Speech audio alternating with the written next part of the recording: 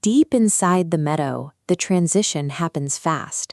The green canopy turns fiery orange and gold as a cool breeze warns winter is coming. Every animal in the meadow knows what this means.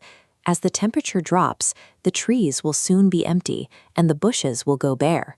Survival here requires a simple, proactive habit, collecting enough nuts, seeds, and berries to last through the months when the ground is covered in snow.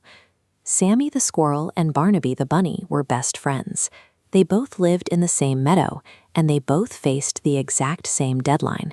In this environment, the difference between comfort and starvation is decided by how you use the few remaining weeks of autumn. This chart tracks their progress. Sammy started immediately, carrying one nut at a time. He hauled heavy acorns, knowing hard work now meant warmth later. Barnaby had a different plan. He spent mornings leaping through leaves, convinced he had time to play.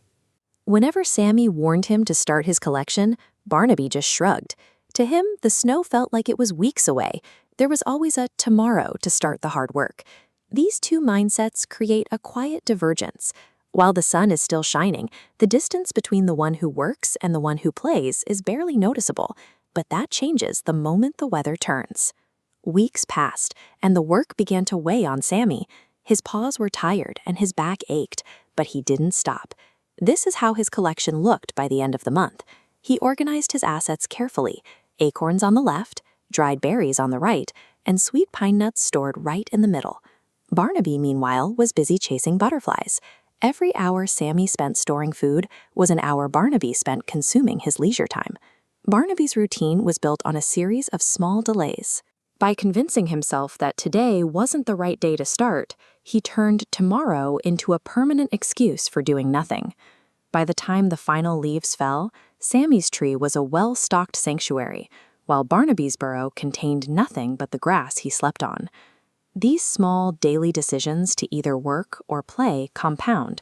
Over a few weeks, they create two entirely different realities for the winter ahead. The crisis arrived without warning. By midnight, an Arctic wind swept the meadow. By morning, the forest was buried under a deep blanket of ice. The soft earth froze as hard as a rock. Every seed and berry that hadn't been gathered was now locked away under the frozen surface. Barnaby rushed outside, desperately trying to dig into the ice, but it wouldn't budge.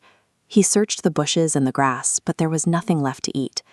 Relying on the weather to stay perfect is a dangerous gamble.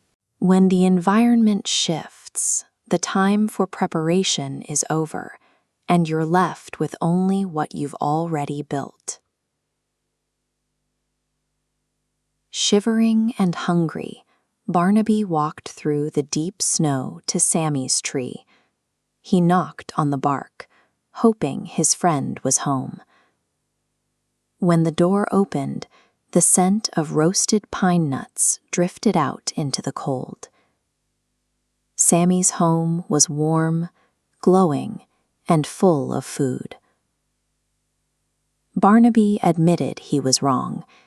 He told Sammy how he had spent all his time playing, and now that the ground was frozen, he had no way to feed himself. Sammy didn't hesitate.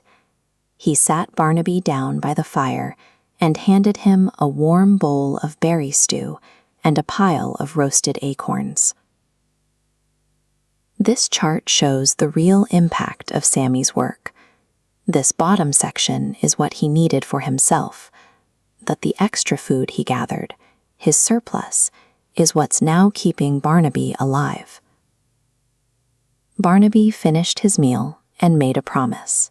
When the snow finally melts and spring returns, he'll be out there working right beside Sammy. Hard work ensures your own survival, but it does something else too. It creates the abundance you need to take care of the people you love when they have nothing left.